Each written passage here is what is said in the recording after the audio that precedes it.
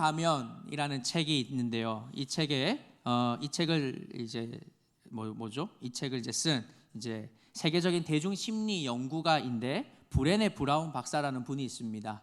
저도 이 분의 책을 이것만 읽었기 때문에 좀 발음이 어려워요. 브레네 브라운 박사 이분이요, 이 무슨 연구를 했냐면 수십 년간 이 수치심이라는 이 감정에 대해서 이제 연구를 한 그러한 권위자입니다. 보통 우리는 수치심이라고 하면 이제 뭐 부끄러움, 창피함 이 정도 수준에서 가볍게 생각하는 경우들이 많지 않습니까? 그러나 이 브레네 브라운 박사님은 수치심은 가볍게 넘어갈 그러한 감정이 아니다라는 겁니다.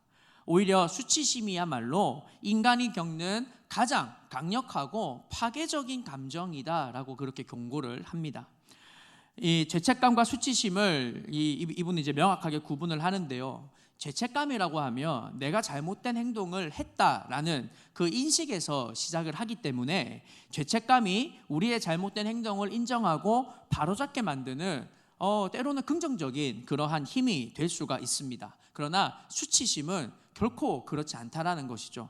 수치심은 내가 잘못된 존재다, 나는 자격이 없다, 나는 사랑받을 가치가 없다라는 이 뼈아픈 자기 정죄, 자기 비판으로 급속히 빠져들어가게 만들면서 사람들의 시선을 피해 도망쳐버리게 하거나 모든 것을 포기하고 숨어버리게 만든다라는 것입니다. 이분이 오늘 이 시대를 분석하면서 이 시대 사람들의 심리를 분석하면서 바로 우리 모두에게 자리 잡고 있는 게 뭔가 하니까 이 어떠한 죄책감, 무기력감 그런 것보다도 세상에서 오는 이 다양한 수치심들이 결국 우리를 자격 없다 만들고 우리를 위축하게 만들고 우리를 숨어버리게 만들더라라는 것이죠. 제가 이야기를 꺼낸 이유는 바로 이런 맥락에서 볼 때 오늘 이 본문에 등장하는 이 다른 제자들도 있지만 특별히 베드로의 마음 상태를 우리가 놓고 봤을 때 베드로는 단순히 그냥 죄책감의 차원에서 예수님을 떠나 고향으로 돌아온 것이 아니었다라는 것을 발견하게 되기 때문입니다. 그의 마음을 사로잡고 있는 감정은요, 나는 더 이상 자격이 없어, 나는 더 이상 하나님 앞에 갈 수 없어, 나는 더 이상 예수님을 사랑할 수 없어 라고 하는 끔찍한 수치심이 그를 애워쌌다라는 것이죠. 그는 예수님의 수제자였습니다. 그러나 그는 모두 주를 버릴지라도 나는 결코 주님을 버리지 않겠습니다 라는 이 자신의 호언장담마저 지키지 못한 실패자의 모습 아니었습니까? 그는 대제사장의 뜰 그 차가운 불 앞에서 나는 그 사람을 알지 못하노라 라고 맹세하며 저주까지 했던 그러한 실패자였습니다. 예수님은 십자가에서 죽으셨고 그는 자신의 행동에 대한 죄책감을 넘어 나는 실패자다, 나는 끝났다, 나는 더 이상 제자로서 자격이 없다라는 이 끔찍한 수치심 속에서 완전히 무너져 내렸다라는 것이죠. 그래서 그는 어떻게 했습니까? 모든 것을 포기하고 도망치듯 고향 땅으로 돌아왔다라는 것이죠. 지난 본문에서 우리가 살펴보았듯이 그리고 그는 나는 물고기 잡으러 가노라 라고 선언하면서 이 단순한 직업적 복귀가 아니라 자신이 가졌던 사명, 사람을 낚는 어부가 되게 하겠다라는 그 주님의 위대한 사명까지도 다 벗어버리고 다시금 자신의 옛사람으로 돌아가 버리는 그러한 수치심으로 도피하는 그러한 모습을 보였다라는 것입니다. 그러나 주님은 그런 베드로를, 그런 제자들을 버리지 않으셨고 오히려 그들이 머물고 있는 그곳 가운데로 친히 찾아와 주셨습니다. 그리고 밤새 아무것도 잡지 못한 그들에게 그물을 배 오른편에 던져라 라고 말씀을 해주시면서 그 말씀에 순종하여 물고기 153마리의 기적을 경험하게 하시는 그 은혜의 새로운 첫걸음을 내딛게 해주셨습니다. 이것이 바로 지난주 우리가 살펴보았던 말씀, 회복의 첫 번째 걸음이었다라고 한다면요, 오늘 본문 8에서 14절 말씀은 그 회복을 위한 주님의 두 번째 걸음입니다. 특히 실패의 수치심으로 감히 주님을 쳐다보지도 못하는 이 베드로를 향한 더욱 세밀하고 따뜻한 회복의 단계를 보여주고 있는데요, 오늘 이 본문의 말씀을 통해서 주님께서 어떻게 우리의 가장 깊은 수치심과 실패를 만져주시고 우리를 다시 사명의 자리로 불러주시는지 그 놀라운 은혜를 함께 나누고자 합니다. 먼저 주님은 베드로의 가장 아픈 실패의 기억, 그 수치심의 장면을 그 수치심의 핵심을 정면으로 마주하게 하십니다. 우리 본문 9절 말씀을 다 함께 읽도록 하겠습니다. 육지에 올라보니 숯불이 있는데 그 위에 생선이 놓였고 떡도 있더라. 아멘. 이 제자들이 무태에 올라와서 가장 먼저 본 곳이 뭐라고 말합니까? 숯불이었습니다. 이 숯불이란 단어가 안트라키아라는 헬라어 단어를 쓰고 있는데요, 흥미로운 것은 이 숯불이라고 쓰인 이 단어가 요한복음 전체를 놓고 봤을 때 딱 2번밖에 안 나온다는 겁니다. 한 번은 오늘 본문인 이 9절에서 나온 단어이고, 다른 단어는 어디에 있었겠습니까? 바로 요한복음 18장 18절에 있었습니다. 우리 요한복음 18장 18절 한번 띄워두고 함께 읽겠습니다. 그때가 추운 고로 종과 아랫 사람들이 불을 피우고 서서 쬐니 베드로도 함께 서서 쬐더라. 아멘. 이 장면 어딘 줄 아시겠죠? 바로 예수님께서 십자가 가운데 이제 가시는 그 가운데 이 베드로가 3번 부인하는 그날 밤, 바로 그날 밤에 있었던 그 불이 뭔가 하니까 바로 이 안트라키아 숯불이었다라는 것입니다. 바로 이 불을 피우고 그 불이 바로 오늘 본문의 숯불과 똑같은 단어 안트라키아입니다. 그러니까 베드로에게 있어서 이 숯불은 무엇을 상징하는 걸까요? 그냥 단순한 추억이 아니었다라는 거죠.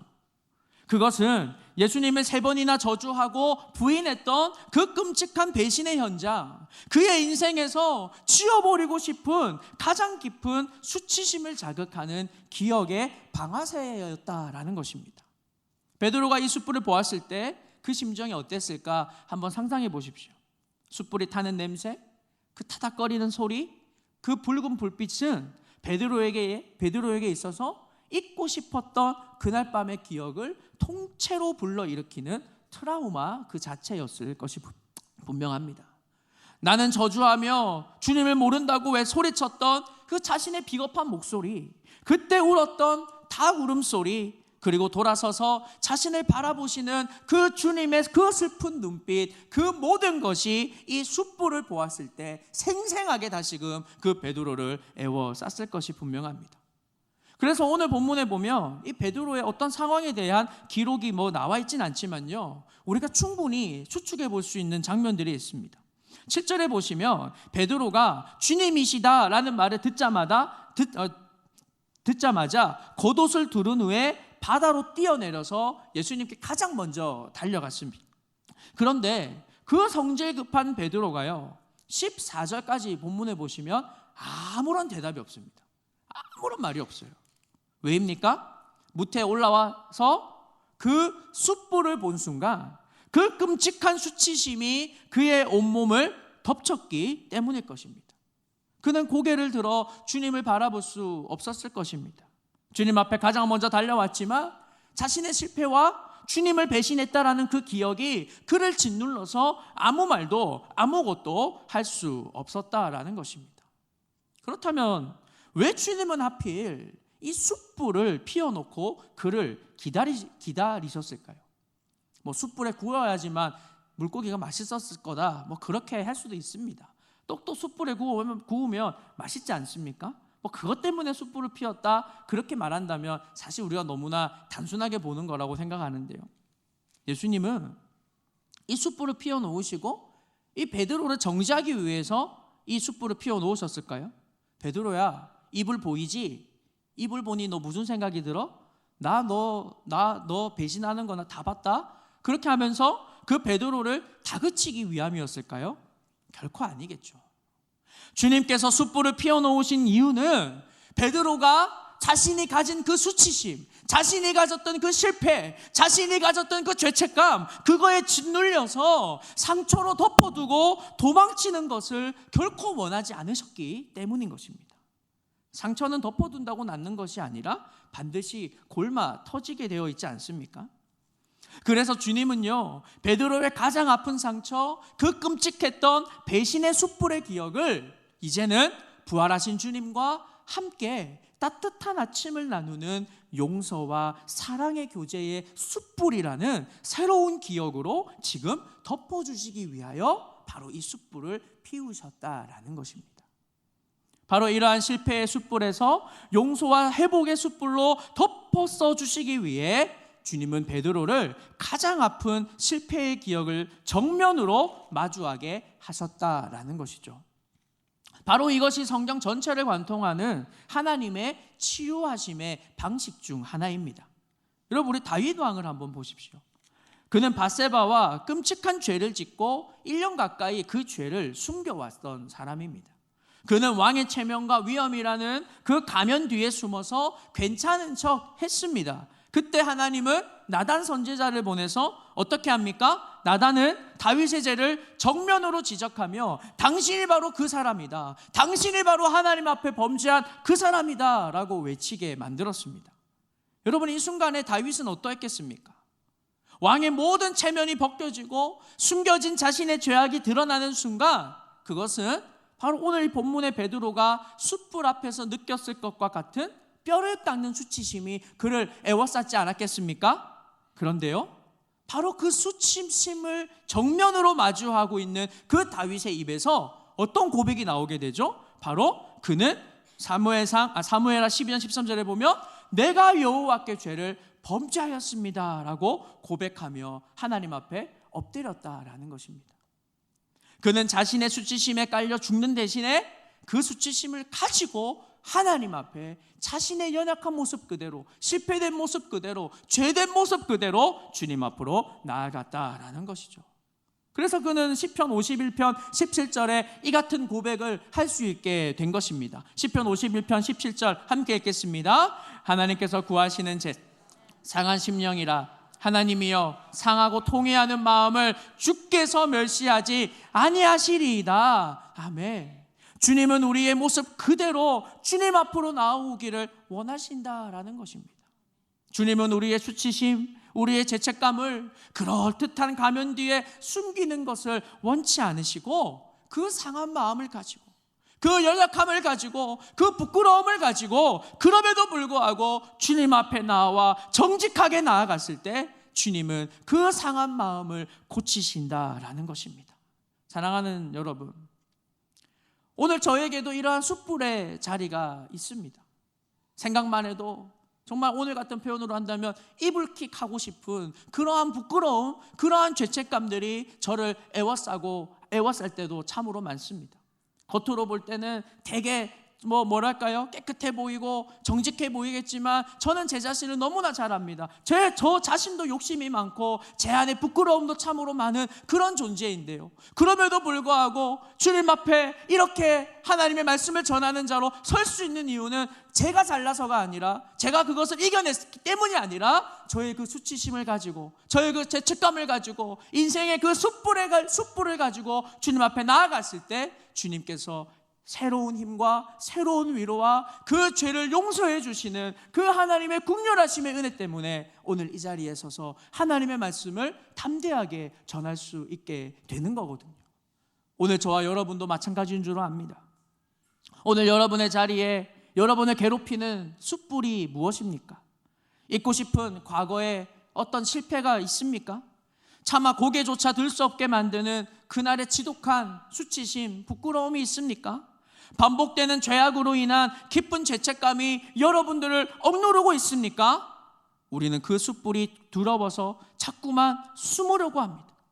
성경에서 인류가 처음 죄를 짓고 보인 반응이 무엇이죠? 창세기에 보면 아담과 하와가 죄를 지었을 때 그들이 한 첫 번째 행동이 뭡니까? 하나님이 아담을 부르십니다. 내가 어디 있느냐라고 했을 때 아담이 어떻게 대답하죠? 창세기 3장 10절에 보면 이르되 내가 동산에서 하나님의 소리를 듣고 내가 벗었으므로 두려워하여 숨었나이다. 이처럼 실패와 죄, 그리고 그로 인한 수치심은 우리의 본능을 숨는 것으로 만들어버린다는 것입니다. 하나님을 피하고 사람을 피하고 심지어 자기 자신도 속이면서 경건의 가면 뒤로 숨어버리게 만든다라는 것이죠.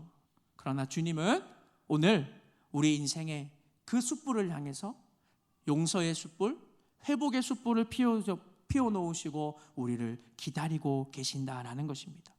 숨어있는 우리를 찾아오셔서 내가 어디 있느냐라고 물으십니다.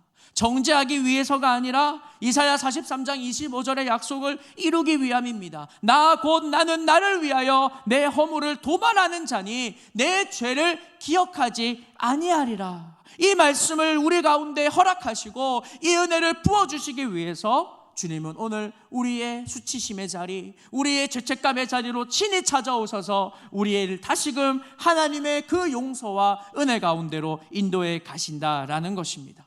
여러분, 주님께서 이러한 따뜻한 용서의 숯불을 피울 수 있는 이유는 어디에 있습니까? 바로 주님 자신이 바로 이 본문에서 본다면 바로 며칠 전 갈보리 언덕에서 온 인류의 수치심과 죄악을 담당하시고 하나님의 모든 진노와 심판의 불을 홀로 받으셨기 때문입니다. 십자가에서 정죄의 불을 다 태우셨기에 우리에게는 이 용서의 숯불을 주님은 우리에게 주실 수 있는 분이시다라는 것입니다. 그러므로 사랑하는 여러분, 더 이상 여러분의 실패를 괜찮은 척하며 가면 뒤에 숨기려고 하지 마시길 바랍니다. 주님은 이미 다 아시고 우리 인생에 숯불을 피워놓으시며 우리를 기다리고 계십니다. 주님의 숯불은 정죄의 불이 아니라 우리의 얼어붙은 마음을 녹이고 모든 죄책감, 수치심을 태워버릴 은혜의 불인 것입니다. 이러한 주님의 용서의 숯불, 회복의 숯불 앞으로 나아갈 때 우리를 겹겹이 에워싸고 있는 그 지독한 죄책감, 그 지독한 죄악의 덩어리, 그 지독한 수치심을 뚫고 주님의 완전한 용서와 참된 회복의 은혜가 우리의 심령을 새롭게 덮어주실 줄로 믿으시기를 바랍니다. 바로 이러한 은혜로 주님은 베드로를 덮으십니다. 이 숯불을 통해서 주님은 그 베드로를 위로하십니다. 그러나 주님은요, 그 위로로 끝내지 않으십니다. 바로 그 다음의 단계로 이제는 그 베드로를 부르시는데요, 바로 주님은 우리를 용서하실 뿐만 아니라 다시금 사명의 동력자로 부르신다라는 사실입니다.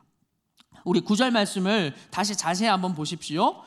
9절에 보시면 이렇게 말합니다. 육지에 몰라보니 숯불이 있는데 숯불 위에는 이미 뭐가 놓여 있습니까? 생선이 놓였고 떡도 있더라. 그렇게 말씀합니다.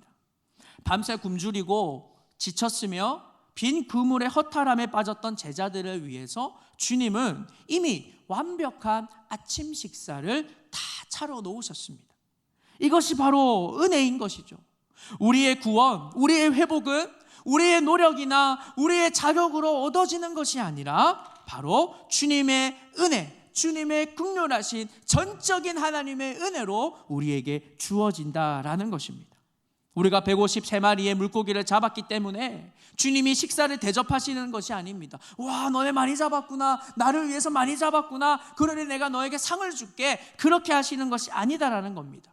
우리가 아무것도 없는, 아무것도 가진 것 없는 빈 그물의 인생이었을 때부터 주님은요, 이미 십자가와 부활로 모든 구원의 식탁, 모든 필요의 식탁을 완성해 놓으셨다라는 것입니다. 바로 이것이 9절이 주는 은혜라고 한다면요, 바로 그때 주님께서 조금 이해하지 못하는 그런 때로는 이상한 그런 말씀을 덧붙이십니다. 우리 10절 말씀을 함께 읽도록 하겠습니다. 예수께서 이르시되 지금 잡은 생선을 좀 가져오라 하시니. 아멘.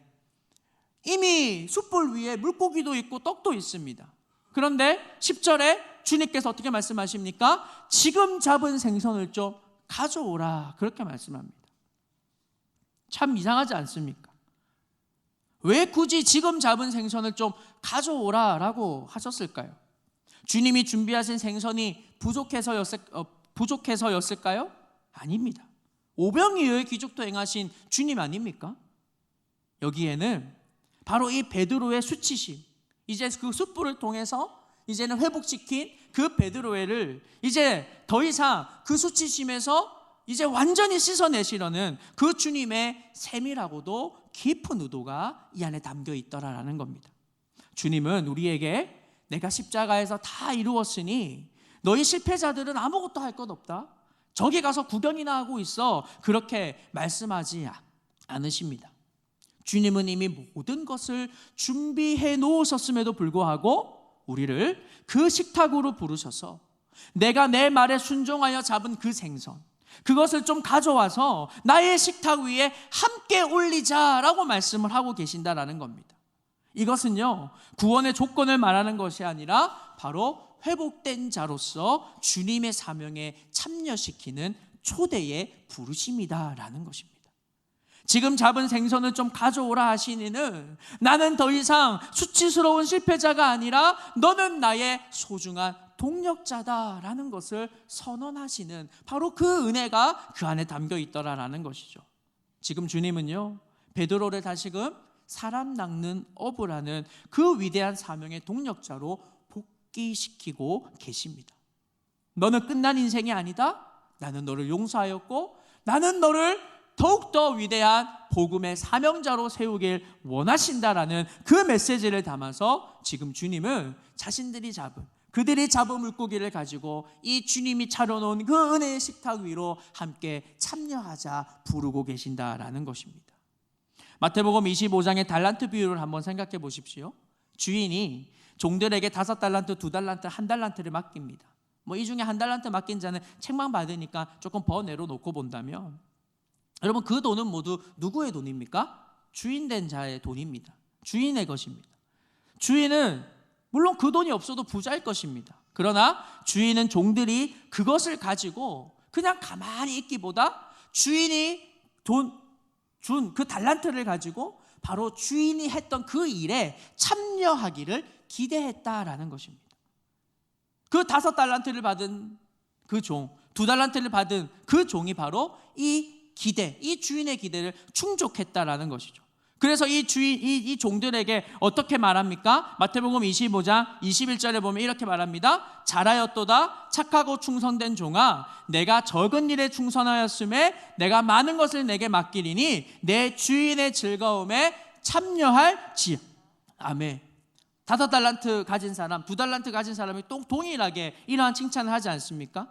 여기서요, 주님의 관심은 어디에 있습니까? 주님은 우리의 것을 필요로 하시는 것이 아니라 우리가 주님의 즐거움에 참여하기를 원하신다라는 것입니다.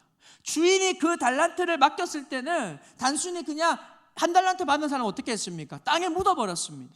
그래서 그걸 그냥 고스란히 가져갔습니다. 그랬을 때 그 주인은 그 종을 책망했습니다. 왜요? 주인의 일에 참여하는 기쁨을 그는 누리지 못했기 때문입니다. 주님이 원하시는 건 뭐예요? 바로 우리가 그 주님의 은혜에 우리가 그냥 가만히 서서 지켜만 보는 것이 아니라 그 은혜를 받은 자라면 그 주님의 은혜에 함께 동참하고 참여하고 그 주님을 따르는 바로 그러한 것을 주님은 기뻐하시고 기대하신다라는 것입니다. 독일의 신학자 디트리히 보네퍼가 쓴 나를 따르라라는 책에 보면요, 값싼 은혜와 값비싼 은혜를 명확하게 이렇게 구분을 합니다. 먼저 값싼 은혜에 대해서 보네퍼는 이렇게 비판을 합니다. 한번 띄워주십시오. 값싼 은혜는 회개 없는 용서요, 교회에 훈련 없는 세례요, 죄의 고백 없는 성찬이다. 값싼 은혜는 제자도 없는 은혜, 십자가 없는 은혜, 살아계신 예수 그리스도 없는 은혜이다. 무슨 말인가 하면 이 구절에, 오늘 본문에 비교해 본다면 이 구절에서 예수님께서 차려놓으신 그 식탁만 받아 먹고 10절에 생선을 가져오라는 주님의 부르심에 응답하지 않는 것, 이것이 바로 값싼 은혜만을 추구하는 구경꾼의 신앙이다라는 것입니다. 그러나 주님은 우리에게 값싼 은혜를 주고자 하시는 것이 아니라 값비싼 은혜를 주기를 원하신다라는 겁니다. 그래서 보네포는 값비싼 은혜에 대해서 이렇게 설명을 합니다. 우리 함께 한번 읽도록 하겠습니다.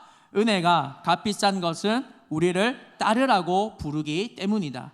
그것은 우리에게 순종과 제자도를 요구하며 우리의 생명까지도 요구하기도 한다. 하지만 그것은 동시에 우리를 예수 그리스도께로 부르시기 때문에 은혜이다. 주님을 따름은 우리에게 유일한 참된 생명을 값없이 선물로 주셨기 때문이다. 무슨 말입니까? 오늘 본문의 맥락에서 설명하면 이런 뜻입니다. 주님이 베푸신 구절의 식탁, 바로 이미 차려놓으신 떡과 그 생선은 주님의 생명, 그 십자가라는 값비싼 대가를 치른 은혜입니다. 그리고 10절의 부르심, 생선을 가져오라라는 그 부르심은 바로 그 값비싼 은혜를 받은 자가 마땅히 응답해야 할 제자의 모습이요, 주님의 백성으로 살아가는 순종으로의 부르심이다라는 것입니다. 그렇기에 주님은 우리를 값싼 은혜의 구경꾼이 아니라 값비싼 은혜의 동력자로 부르셨다라는 것입니다.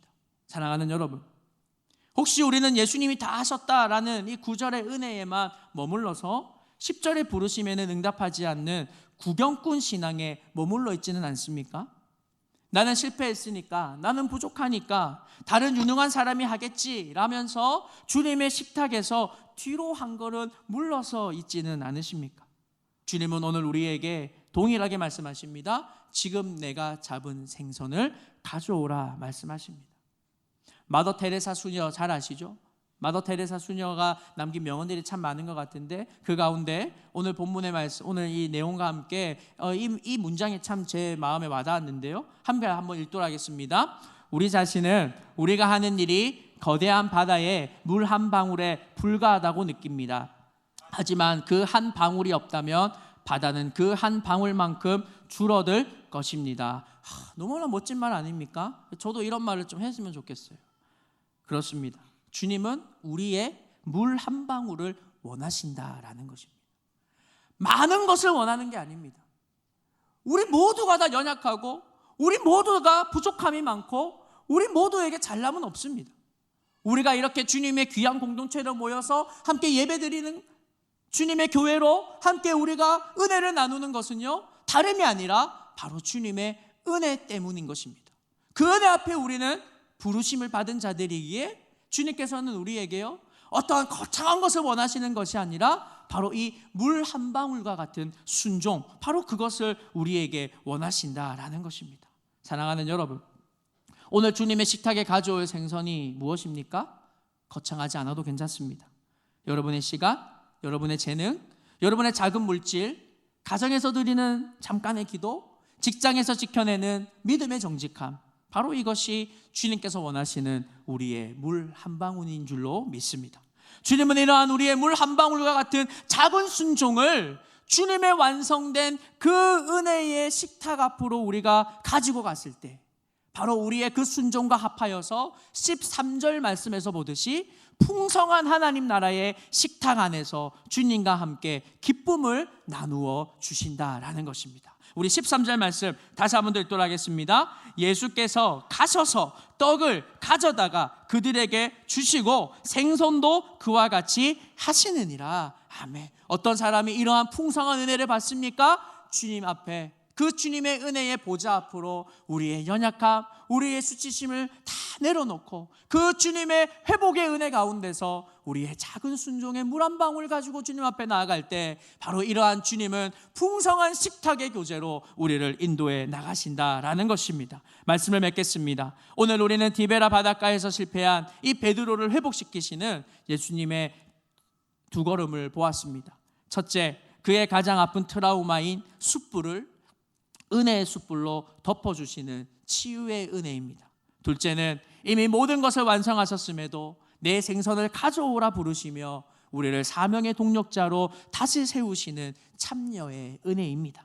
사랑하는 여러분, 주님은 실패의 자리에 주저앉은 저와 여러분을 이 회복의 식탁으로 오늘도 우리를 초대하고 계심을 믿으시기를 바랍니다. 혹시 과거의 숯불, 하나님을 향한 수치심 때문에 고개 숙이고 계시진 않습니까? 오늘 그 정죄의 불이 아니라 용서의 불 앞에 정직하게 나아가시기를 바랍니다. 주님이 여러분의 상처를 만지시고 태워주실 줄로 믿습니다. 혹시 나는 자격이 없다 그렇게 말하며 주님의 사역에 구경꾼으로만 머물러 계시진 않습니까? 주님은 내가 잡은 생선을 가져오라고 오늘 저와 여러분을 부르십니다. 우리의 작은 순종을 주님의 식탁에 올려드릴 수 있기를 원합니다. 그러므로 실패의 자리에서 우리를 일으켜 회복의 식탁으로 다시 사명의 자리로 이끄시는 그 주님의 놀라운 은혜에 붙들려서 주님 안에서 참된 기쁨과 풍성함을 누리는 우리 모두가 되기를 주님의 이름으로 간절히 축원합니다. 함께